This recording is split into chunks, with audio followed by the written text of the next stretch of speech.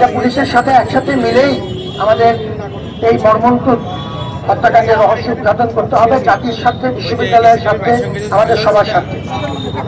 আমরা আজকে দুপুর 3টায় মাননীয় স্বরাষ্ট্র উপদেষ্টার সাথে একটি বিশেষ বৈঠকের আয়োজন করেছি। আমি আমাদের প্রোগ্রাম টিমের সদস্য হিসেবে ডক্টর আমাদের আইআর এর তরফ থেকে পরিচালক মহোদয় এবং শিক্ষার্থী প্রতিনিধি সহ তার সাথে দেখা করব। এই ঘটনার প্রথম থেকেই আমরা একসাথে আছি। এগুলো শুধু মুখে বলার বিষয় না, আনুষ্ঠানিকতার বিষয় না। সঙ্গে সঙ্গেই আমরা হাসপাতালে ছিলাম, আমি এবং আমার প্রতিনিধি দল। এর পরবর্তীতে পরিবারের সাথে আমাদের নিয়মিত যোগাযোগ আছে, আজকে সকালেও যোগাযোগ হয়েছে। আমরা চেষ্টা করছি পুলিশের সাথে সর্বোচ্চ সহযোগিতা করতে। পুলিশকে আমরা ইতিমধ্যেই আমাদের তরফ থেকে আমাদের যে তথ্য আছে এবং সিসিটিভি ক্যামেরা ফুটেজ আছে সেগুলো আমরা তাদেরকে সরবরাহ করেছি। পুলিশ ঘটনা ঘটার 2-3 ঘন্টার মধ্যে প্রাথমিক পদক্ষেপ হিসেবে অ্যারেস্টগুলো করেছে। গতকালকে তারা আপনি শুনেছেন যে কমিশনার মহোদয়গুলো আমাদেরকে উল্লেখ করেছেন। এখন রিমান্ড প্রক্রিয়া শুরু হবে আজকে থেকে, এবং আমরা অন্যান্য যে প্রক্রিয়াগুলো চালিয়ে নেওয়া দরকার, যে আমাদের তরফ থেকে একটি অভ্যন্তরীণ তদন্ত কমিটি তারা পুরোদস্তুর কাজ করে যাচ্ছে। প্রত্যক্ষদর্শীদের জবান প্রক্রিয়া শুরু হয়েছে, আজকেও 2 জনের জবাব নেওয়া হবে, জবানবন্দি নেওয়া হবে এবং সাক্ষ্য নেওয়া হবে। আমাদের তরফ থেকে আমরা একটি ইন্ডিপেন্ডেন্ট তদন্ত কমিটি চালিয়ে নিয়েছে, আমাদের অত্যন্ত শক্তিশালী কমিটি, আমাদের কলা পরিষদের ডিন মহোদয়ের নেতৃত্বে এবং আমাদের আইনের ডিন মহোদয় এটার সদস্য আছেন। আমরা মিডিয়ার মতামত নেওয়ার চেষ্টা করছি এবং এই প্রক্রিয়াতে আমরা পরিবারকে সাথে নিয়ে, আমরা শিক্ষার্থীদের সাথে নিয়ে, বিশেষত আইআর এর শিক্ষার্থী যারা তার প্রতিদিনের সাথী, তাদেরকে সাথে নিয়ে আমরা গতকালকেও এফ রহমান হলে তার জন্য শুক্রবার দিন আমরা বিশেষ দোয়া এবং মোনাজাতের আয়োজন করেছিলাম প্রশাসনের তরফ থেকে। এবং আমাদের শুক্রবার জুমার পরেও আমরা আমাদের ভবন মসজিদেও আলাদা করে আমরা তার জন্য আলাদা করে দোয়া প্রার্থনা করেছি।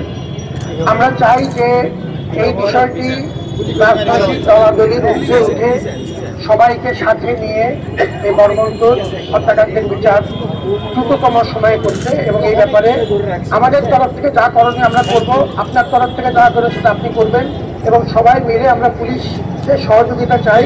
আমরা এখন পর্যন্ত গতকালকেও যা দেখেছি, পুলিশ কিছু অগ্রগতি করেছে এবং আমরা কমিশনার মহোদয়ের সাথে নিয়মিত যোগাযোগ রাখছি। এটা বললাম, আজকে আমরা স্বরাষ্ট্র উপদেষ্টা মহোদয়ের কাছেও আমরা যাব। আমাদের তরফ থেকে সরাসরি উদ্যান যদিও আমাদের সরাসরি অধীনে না, আপনারা এই তথ্য করেছেন, আমাদের এক ছাত্র এই কথাটা বলেছেন, তাকে ধন্যবাদ জানাই।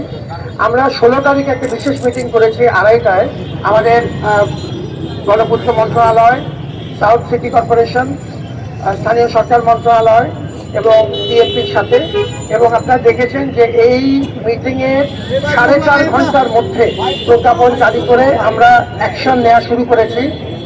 ইতিমধ্যে আমাদের পেছনে, রাজুর পেছনে যে দেয়াল পার্মানেন্টলি বন্ধ করে দেওয়া হয়েছে, নিয়মিতভাবে রেইডের প্রক্রিয়া শুরু হয়েছে। অলরেডি 2বার রেইড হয়েছে, কিন্তু এর আগেও আমরা রেইড করেছিলাম। এটা করার দায়িত্ব মূলত সিটি কর্পোরেশন এবং আমাদের গণপূর্ত মন্ত্রণালয়ের, তারা সেটি করছে, আমাদের প্রতিনিধি তাতে থাকছে।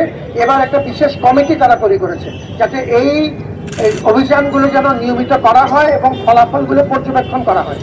আর এই ছাড়া পর্যাপ্ত আলোর ব্যবস্থা করা, লাইটিং এবং সিসিটিভির ব্যবস্থা করা, এই দুটো সিদ্ধান্ত নিয়েছে। তারা ইতিমধ্যে কাজ শুরু করেছে।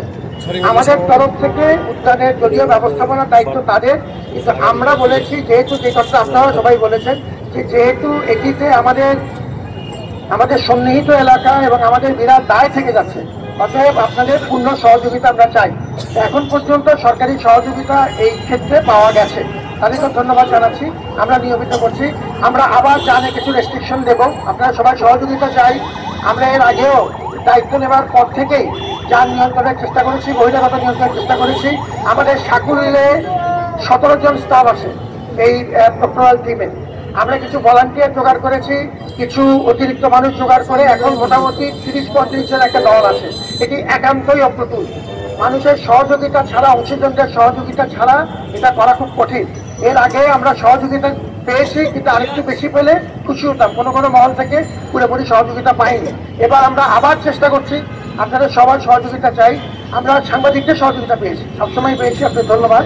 আপনারা ভালো থাকুন এবং এই উদ্যোগে আমরা সবাই মিলে, আমি আবারও বলছি, সমস্ত রাজনৈতিক দলাদলির ঊর্ধ্বে উঠে এটি ন্যায় বিচারের স্বার্থে আমাদের ঐক্যবদ্ধ সংগঠিত প্রয়োজন এবং সেটি আমরা ইনশাআল্লাহ আল্লাহর রহমতে অর্জন করে ছাড়বো এবং তার জন্য যা প্রয়োজন সেজন্য আমরা সবাই একসাথে আছি। আমার প্রতিনিধি হিসাবে এই কার্যক্রমে আমাদের সম্মানিত পরিচালক আইয়ার সার্বক্ষণিকভাবে থাকবেন এবং আমাদের সিনিয়র অধ্যাপকদের 3-4 জন এখানে জড়িত, প্রভোস্টের একজন জড়িত, আমার প্রক্রিয়া টিম, আমরা সবাই এই প্রক্রিয়াতে সংহতি প্রকাশ করছি। আমরা ধৈর্য ধরবো, আমরা বিশৃঙ্খলা করব না, আমরা রাজনৈতিক কোনো রকম দলাদলিতে পা দেব না, কিন্তু আমরা আমাদের লক্ষ্য অর্জন করে থাকবো।